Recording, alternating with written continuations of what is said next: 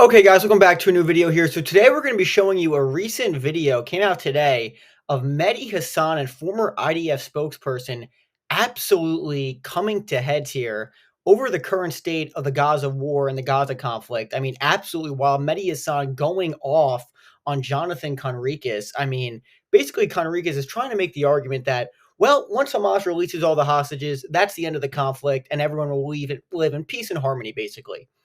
Obviously, that's not true. Mehdi Hasan basically hammers him over the head with this point. And let's be very clear. Don't just listen to Mehdi Hasan talk about it.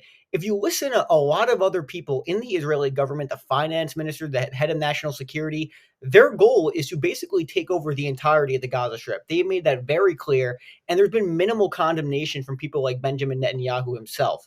And again, Conricus' main point is the priority of the Israeli government is to secure the hostages. That is obviously utter BS, okay? That is complete BS. You know it and I know it. I mean, the IDF has been, or the Israeli government has been super clear that the goal is to take out Hamas and basically take over the Gaza Strip. Again, that's why the plan to take over Gaza City, God, which is about to resume, basically is to take it over and eventually maybe move in settlement. If you listen to what Ben-Gvir and Smotrich say in the government, with, again, minimal condemnation from people like Benjamin Netanyahu. And again, it's very obvious you wouldn't be bombing civilian centers like this and absolutely leveling the place if your goal was the safety of the hostages. Let's just be 100% clear about that. And don't just listen to me. Don't just listen to Mehdi Hasan about that. Listen to the hostage families who are extremely critical of this current government in Israel. And we're going to show you the clip of Mehdi Hasan and Jonathan Conricus. There's a number of clips, and it got super heated.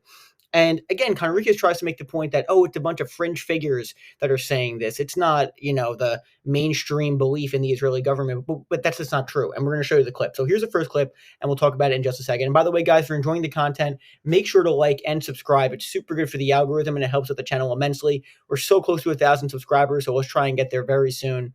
And if you want to become a member, hit the join button below, and my Patreon is also below. Thank you guys so much for watching. Here's a clip, and we'll talk about it in just. And that is not what we want. Okay, Mehdi. I can't believe that, 23 months into this, I'm still having to come on these shows and fact-check this kind of nonsense propaganda from pro-Israel people. As you pointed out, in a position Piers, to fact-check they are on the record. Orit Strouk, they are on... Yeah, I can actually fact-check. Let's give some facts. Bezalel Smotrich has said very clearly the hostages are not the priority. Orit Strouk, the settlements minister. Can I speak without being interrupted?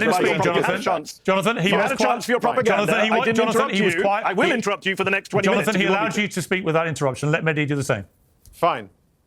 You can come back in and lie again in a moment. I'll give the facts to the viewers. The finance minister, Bezalel Smotrich, said very clearly that the hostages are not the priority. Ben-Gvir has said a similar line. Orit Strouk, the settlements minister, said recently, we have to go into every area, even if the hostages die, even if they're unsafe, we have to do it. They have made that very clear.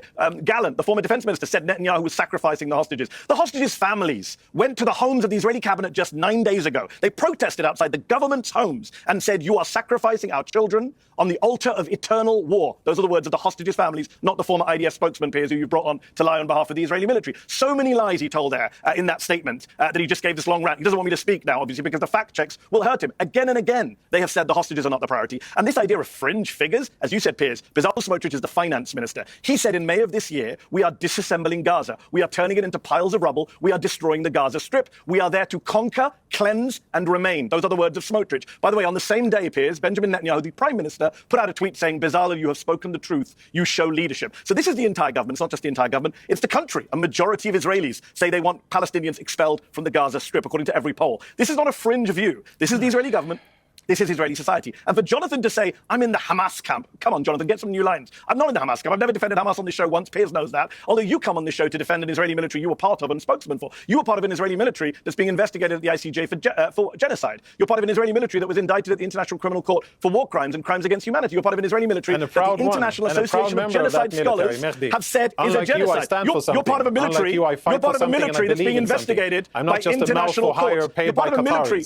Well, I think, okay. Okay, guys, and again, it's getting pretty heated there, but let's be honest. I think that the main argument from Mehdi Hasan is correct. First of all, it's been almost 2 years, guys. It's been almost 2 years, and Hamas still remains in the Gaza Strip. It's an absolute hellhole in the Gaza Strip. It's been totally leveled, okay? And again, it's not fringe figures of the public who said, oh, they just want to end the war immediately.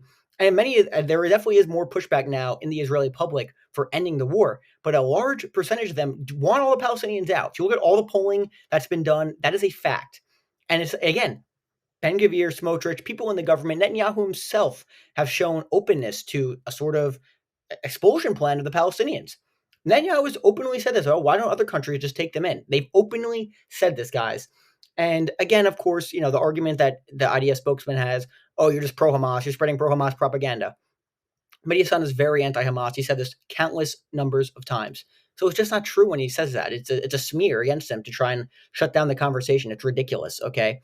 And there's one more clip we're going to show you here where it gets even more heated of Mehdi Hasan and the IDF spokesman. Here's a clip and we'll talk about it in just a minute. Being so gung-ho about continuing with this is that President Trump has urged him to finish the war in Gaza with full force. What should we read into that?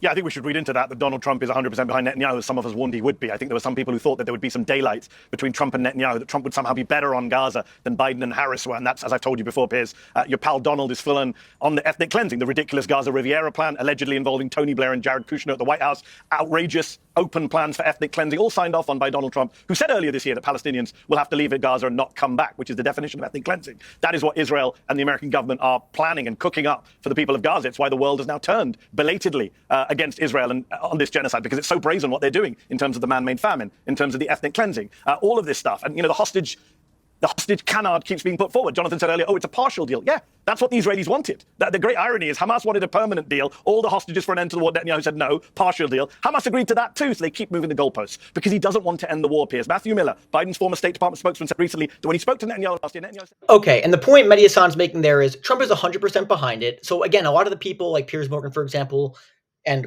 a lot of Republicans who are like, oh, Trump hates war, Trump doesn't support any of this whatsoever. It's all BS. It's just not true. It absolutely signs off on everything the Israeli government is doing. There's no question about that. Specifically when it comes to Iran, the United States literally bombed Iran and threatened a regional war with Iran because the Israeli government and Bibi wanted Trump to get involved. That is just a fact, okay? And let's be very clear, that could be resuming relatively soon in the future, okay? The United States government could be bombing Iran as well as the Israeli government in the near future. Many predictions and experts say within the next couple months, even sooner possibly. And I've said in the past, if you look at my former videos, I think it's coming, guys. I think we're going to see a war because the goal of the 12-day war was not just to destroy the nuclear facilities, but to overthrow the Iranian regime. Now, their defense systems kind of were deteriorating towards the end of the conflict. A lot more of the Iranian missiles were getting through. So the Israelis kind of looked for the ceasefire there. A lot of the reporting is, oh, the Iranians wanted a ceasefire. But now we know that's not really 100% accurate. Not to say that the Iranians weren't getting pummeled, because they were getting pummeled, let's be honest. But the Iranians were also penetrating their defense systems far better than in the beginning of the first couple of days of the war. Now, again, let's be very clear. Trump, his literal open plan for the Gaza Strip is to kick out all the Palestinians and create a U.S.-owned occupation of the Gaza Strip. And Netanyahu's open to this. Oh, of course he's open. Of course he's open to that. Why would he not be open to that? Are you kidding me? So we're going to have the United States own the Gaza Strip. That is what Trump has openly said in the past. Netanyahu must have had a huge smile on his face when he first heard that. Are you kidding me? Give me a break. And so Trump, it's just such a disgrace. This is where we're at in this conflict right now. And the point Mehdi was making at the end there, Matthew Miller, the former State Department spokesman, literally said that when he spoke to Netanyahu in the beginning of the conflict, he said, yeah, this is going to go on for years and years. I mean, that tells you all you have to know, doesn't it, guys? It tells you all you have to know that obviously the Israeli government and Bibi himself does not want to end the conflict because let's be honest, once the conflict ends, Bibi is not just facing international arrest warrants, but he's facing domestic arrest warrants for corruption and bribes. So he knows once he leaves office, he might be going to jail. So all the incentives are that Bibi is to stay in power as long as possible in order to prevent potential jail time. So it's ridiculous that the goal of the government is to end the conflict as soon as possible and to release the hostages, and that's it. Okay, ideally, the Israelis would probably love for the Americans to step in and take over the Gaza Strip. And at this point, nothing would shock me. And why is Trump so gung-ho on supporting the Israeli government? Well, let's be honest, guys. It's probably because, one, he gets a lot of money from donors. Miriam Adelson is one of them. And also, who knows, people think that maybe they have some blackmail on him, which at this point, I don't think you can. How on earth could you absolutely rule that out? I think it's certainly a question at this point. So I thought Mehdi Hasan made a number of good points here. Let me know what you guys think of this video. Agree with me, disagree with me. Let me know in the comment section, guys. And again, make sure to like and subscribe. It's super good for the algorithm, and it helps out the channel immensely. And if you want to become a member, hit the join button below. We're so close to 1,000 subscribers. Thank you guys so much for watching. I really appreciate it. Have a great night. Have a great weekend, and I'll see you later.